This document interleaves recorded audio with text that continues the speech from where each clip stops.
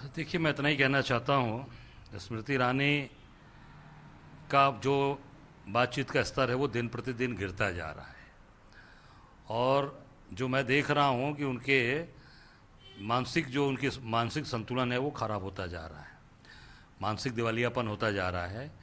यही कारण है कि उनके जो बातचीत के तौर तरीके हैं, जो शब्दों के जो उनके बोलचाल हैं, वो बहुत स्तर गिरते जा रहे हैं।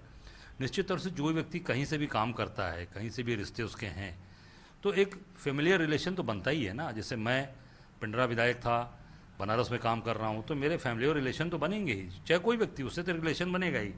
पर निश्चित तौर से अमेठी भी महत्वपूर्ण है राहुल जी के लिए, हम सब के लिए, और निश्चित वायनाड भी है। तो संबंध रिश्ते तो बना के ही रखना पड़ेगा। जैसे मोदी जी कहते हैं 140 करोड़ हमारे लोग हैं, 140 करोड़ में आप उठाकर देखिए, बनारस में ही उनके परिवार का, काशी का एक आदमी जो कहते हैं मेरा परिवार, तो मजदूर गया सीवर में और जाके बेचारा अंदर सीवर साफ करने में ज़बरदस्ती ढकेल दिया, गुजराती कंपनी लेकर आए, वो जाके अंदर मर गया।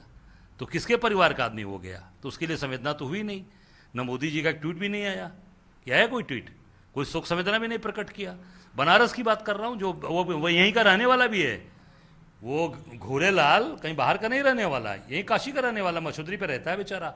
4 बच्चे अनाथ हो गए, बच्चे, पत्नी विधवा हो गई, वो कहाँ से आएगा? तो ये जिस तरीके की भाषा का इस्तेमाल कर रही हैं, मुझे इस कहने में कोई संकोच नहीं कि इनका मानसिक स्तर गिर गया है। इनको अच्छे किसी डॉक्टर की ज़रूरत है, तत्काल इनका मानसिक इलाज कराया जाए। और मैं तो मोदी से ही कहूँगा कि आपके कैबिनेट के मंत्री हैं, इनका तत्काल अच्छे देश के किसी अच्छे डॉक्टर से इलाज कराइए। स्मृति जी भी कह रही हैं कि वायनाड के लोग, राहुल जी कहते हैं कि वायनाड के लोग ज़्यादा वफादार हैं, तो अमेठी के लोग क्या थे? नहीं, स्मृति ईरानी को कहने की ज़रूरत नहीं है। मैं समझता हूँ कि ये तो हर व्यक्ति, चाहे जो भी आज मजबूती के साथ जिसके साथ खड़ा रहता, मैं हूँ आज कांग्रेस परिवार के साथ पूरी ताकत और दमदारी के साथ खड़ा हूँ, पूरी शिद्दत के साथ खड़ा हूँ। तो ये अब हमारी अपनी सोच है, हमारा काम करने का तरीका है। और स्मृति ईरानी हमको सर्टिफिकेट देंगी, ये राहुल जी को सर्टिफिकेट देंगी। वो मैंने कहा ना कि स्तर, उनका मानसिक स्तर गड़बड़ हो गया है, तत्काल उनको इलाज कराना चाहिए। बल्कि मैं तो ये कहूँगा कि वो एडमिट हो जाएं एम्स में जाकर, किसी अच्छे अस्पताल में एडमिट हो जाए, अपना इलाज करावें मानसिक। नहीं तो अभी चीज़ें और दिन प्रतिदिन घबराहट है, डर पैदा हो गई राहुल गांधी से, इस नाते घबरा कर ये सब वक्तव्य दे रही हैं।